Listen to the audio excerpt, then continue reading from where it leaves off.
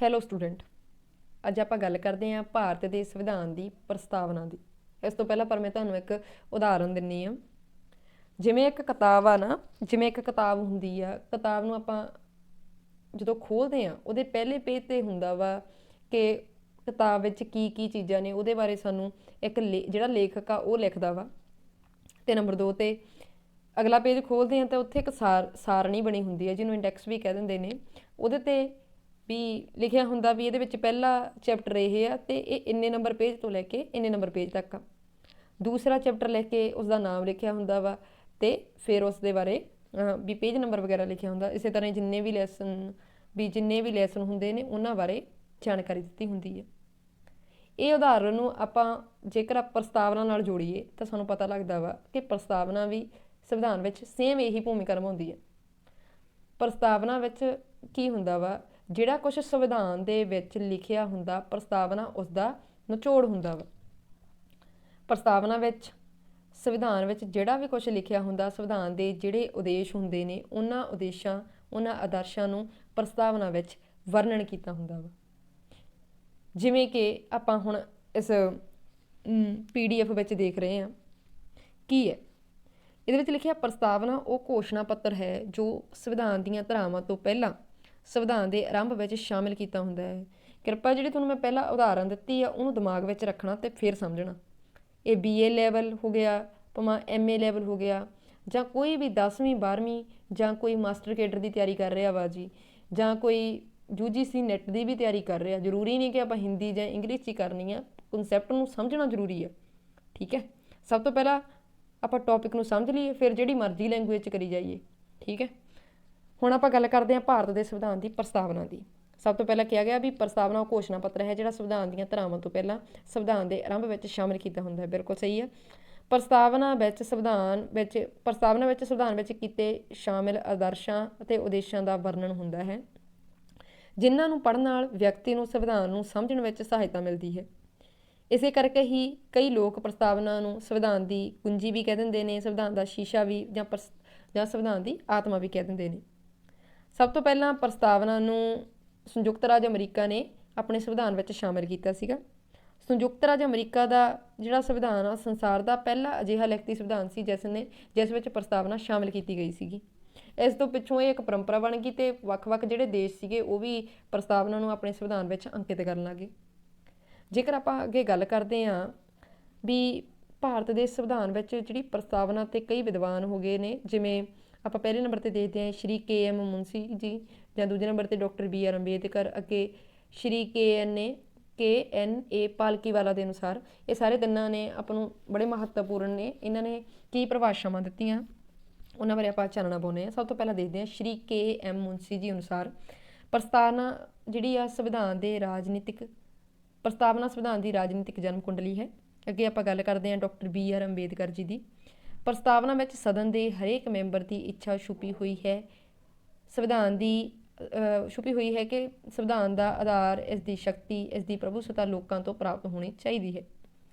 ਅੱਗੇ ਸ਼੍ਰੀ KNA ਪਾਲਕੀਵਾਲਾ ਅਨੁਸਾਰ ਪ੍ਰਸਤਾਵਨਾ ਸੰਵਿਧਾਨ ਦਾ ਪਹਿਚਾਣ ਪੱਤਰ ਹੈ। ਇਹਨਾਂ ਤਿੰਨਾਂ ਵਿੱਚ ਜੇਕਰ ਗੱਲ ਕਰਦੇ ਹਾਂ, ਇਹ ਵੀ ਆਪਸ ਵਿੱਚ ਜੇਕਰ ਇਹਨਾਂ ਨੂੰ ਸਮਝਣ ਦੀ ਕੋਸ਼ਿਸ਼ ਕਰਦੇ ਹਾਂ ਤਾਂ ਸਿੱਧਾ ਇਹਦੇ ਵਿੱਚ ਆਪਾਂ ਸਿੱਧੀ ਕਹਿ ਸਕਦੇ ਹਾਂ ਕਿ ਪ੍ਰਸਤਾਵਨਾ ਨੂੰ ਸੰਵਿਧਾਨ ਦੀ ਕੁੰਜੀ, ਸੰਵਿਧਾਨ ਦੀ ਆਤਮਾ ਜਾਂ ਸੰਵਿਧਾਨ ਦਾ ਸ਼ੀਸ਼ਾ, ਇਹ ਤਿੰਨੇ ਚੀਜ਼ਾਂ ਨੂੰ ਮਾਈਂਡ 'ਚ ਰੱਖੀਏ ਤੇ ਇਹੀ ਸਿੱਟਾ ਨਿਕਲਦਾ ਇਹਨਾਂ ਦਾ। ਤੇ ਅੱਗੇ ਆਪਾਂ ਗੱਲ ਕਰਦੇ ਹਾਂ ਪ੍ਰਸਤਾਵਨਾ ਦਾ ਮੂਲ ਰੂਪ ਕੀ ਆ। ਸੰਵਿਧਾਨ ਦੇ ਆਰੰਭ ਤੋਂ ਪਹਿਲਾਂ ਪ੍ਰਸਤਾਵਨਾ ਦਾ ਮੂਲ ਰੂਪ ਕੀ ਆ। ਉਹਦੇ ਵਿੱਚ ਕਿਹਾ ਗਿਆ ਕਿ ਅਸੀਂ ਭਾਰਤ ਦੇ ਲੋਕ ਭਾਰਤ ਨੂੰ ਸੰਪੂਰਨ ਪ੍ਰਭੂਸੱਤਾ ਸੰਪੰਨ, ਸਮਾਜਵਾਦੀ, ਧਰਮ ਨਿਰਪੱਖ, ਲੋਕਤੰਤਰੀ ਗਣਰਾਜ ਬਣਾਉਣ ਦਾ ਪਵਿੱਤਰ ਵਚਨ ਕਰਦੇ ਹਾਂ ਤੇ ਇਸ ਦੇ ਸਾਰੇ ਨਾਗਰਿਕਾਂ ਲਈ ਸਮਾਜਿਕ, ਆਰਥਿਕ, ਰਾਜਨੀਤਿਕ ਨਿਆਂ, ਸੋਚਣ ਤੇ ਵਿਚਾਰਾਂ ਦੇ ਪ੍ਰਗਟਾਵੇ, ਵਿਸ਼ਵਾਸ ਤੇ ਧਰਮ ਦੀ ਸੁਤੰਤਰਤਾ, ਪਦਵੀ ਦੇ ਮੌਕੇ ਦੀ ਸਮਾਨਤਾ ਪ੍ਰਾਪਤ ਕਰਨ ਤੇ ਉਹਨਾਂ ਸਭ ਵਿੱਚ ਭਾਈਬੰਦੀ ਵਧਾਉਣ ਤੇ ਵਿਅਕਤੀ ਦਾ ਗੌਰਵ ਤੇ ਰਾਸ਼ਟਰ ਦੀ ਏਕਤਾ, ਅਖੰਡਤਾ ਕਾਇਮ ਕਰਨ ਲਈ ਆਪਣੇ ਇਸ ਸੰਵਿਧਾਨ ਸਭਾ ਵਿੱਚ 26 ਨਵੰਬਰ 1949 ਦੇ ਦਿਨ ਇਸ ਸੰਵਿਧਾਨ ਨੂੰ ਗ੍ਰਹਿਣ, ਅਧੀਨਿਜ਼ਮ ਤੇ ਆਤਮ ਅਰਪਿਤ ਕਰਦੇ ਹਾਂ। ਜਿਵੇਂ ਆਪਾਂ ਦੇਖਦੇ ਹਾਂ ਕਿ ਪ੍ਰਸਤਾਵਨਾ ਵਿੱਚ ਕਈ ਮੌਲਿਕ ਰੂਪ ਵਿੱਚ ਆਪਾਂ ਦੇਖਦੇ ਹਾਂ ਕਿ ਸ਼ਬਦ ਨੇ, ਜਿਵੇਂ ਸਮਾਜਵਾਦੀ, ਧਰਮ ਨਿਰਪੱਖ, ਰਾਸ਼ਟਰੀ ਅਖੰਡਤਾ ਜਾਂ ਲੋਕਤੰਤਰੀ ਗਣਰਾਜ, ਇਹਨਾਂ ਨੂੰ ਇਹ ਸ਼ਬਦਾਂ ਨੂੰ 1976 ਵਿੱਚ ਇੱਕ 42ਵੀਂ ਸੋਧ ਹੋਈ ਸੀ, ਉਸ ਦੇ ਵਿੱਚ ਸ਼ਾਮਿਲ ਕੀਤਾ ਗਿਆ ਸੀ। ਇਹ ਸੰਵਿਧਾਨ ਦੇ ਨਵੇਂ ਸ਼ਬਦ ਸੀਗੇ, ਇਸ ਨੂੰ ਬਾਅਦ ਵਿੱਚ ਸ਼ਾਮਿਲ ਕੀਤਾ ਗਿਆ ਸੀ। ਅੱਗੇ ਆਪਾਂ ਗੱਲ ਕਰਦੇ ਹਾਂ ਪ੍ਰਸਤਾਵਨਾ ਦੀਆਂ ਵਿਸ਼ੇਸ਼ਤਾਵਾਂ ਦੀ। ਜਿਵੇਂ ਸਭ ਤੋਂ ਪਹਿਲਾਂ ਆਪਾਂ ਦੇਖਦੇ ਹਾਂ ਪ੍ਰਸਤਾਵਨਾ ਸੰਵਿਧਾਨਿਕ ਸ਼ਕਤੀ ਦਾ ਸੋਮਾ। ਜੇਕਰ ਆਪਾਂ ਉੱਪਰ ਪੜ੍ਹਦੇ ਹਾਂ ਤਾਂ ਉਹਦੇ ਵਿੱਚ ਵੀ ਇਹੀ ਪਤਾ ਲੱਗਦਾ ਵਾ ਕਿ ਨੰਬਰ 1 ਤੇ ਇਹਦੇ ਵਿੱਚ ਲਿਖਿਆ ਗਿਆ ਵਾ ਵੀ ਪ੍ਰਭੂ ਸੱਤਾ ਤੇ ਅੰਤਿਮ ਸ਼ਕਤੀ ਲੋਕਾਂ ਦੇ ਕੋਲ ਹੁੰਦੀ ਹੈ। ਠੀਕ ਹੈ ਜੀ। ਪ੍ਰਭੂ ਸੱਤਾ ਦੀ ਜੇਕਰ ਆਪਾਂ ਪਰਿਭਾਸ਼ਾ ਦਈਏ ਤਾਂ ਆਪਾਂ ਪਿਛਲੀ ਵੀਡੀਓ ਵਿੱਚ ਵੀ ਇੱਕ ਦੇਖਿਆ ਸੀ ਰਾਜ ਦੇ ਬਾਰੇ। ਰਾਜ ਮੈਂ ਉਹਦੇ ਵਿੱਚ ਤੁਹਾਨੂੰ ਰਾਜ ਦੀ ਪੂਰੀ ਪਰਿਭਾਸ਼ਾ ਕਰਵਾਈ ਸੀ ਤੇ ਉਹਦੇ ਜ਼ਰੂਰੀ ਅੰਗਾਂ ਬਾਰੇ ਵੀ ਤੁਹਾਨੂੰ ਦੱਸਿਆ ਸੀ। ਵੈਸੇ ਮੇਰੇ ਡਿਸਕ੍ਰਿਪਸ਼ਨ ਬਾਕਸ ਵਿੱਚ ਵੀ ਇਹ ਪਾ ਦੂੰ ਵੀਡੀਓ, ਤੁਸੀਂ ਦੇਖ ਲਿਓ ਜਿਹਨੇ ਨਹੀਂ ਦੇਖੀ। ਬੜੀ ਪੋਲੀਟੀਕਲ ਸਾਇੰਸ ਦੇ ਸਟੂਡੈਂਟ ਨੂੰ ਰਾਜ ਬਾਰੇ ਪਤਾ ਹੋਣਾ ਬੜਾ ਜ਼ਰੂਰੀ ਆ। ਰਾਜ ਦੇ ਨਾਲ ਨਾਲ ਉਹਦੇ ਵਿੱਚ ਜਿਹੜੇ ਜ਼ਰੂਰੀ ਤੱਤ ਨੇ ਉਹਦੇ ਬਾਰੇ ਵੀ ਤੁਹਾਨੂੰ ਵਿਸਥਾਰ ਨਾਲ ਸਮਝਾਇਆ ਗਿਆ ਵਾ, ਤੁਸੀਂ ਇੱਕ ਵਾਰੀ ਜ਼ਰੂਰ ਦੇਖਿਓ ਵੀਡੀਓ।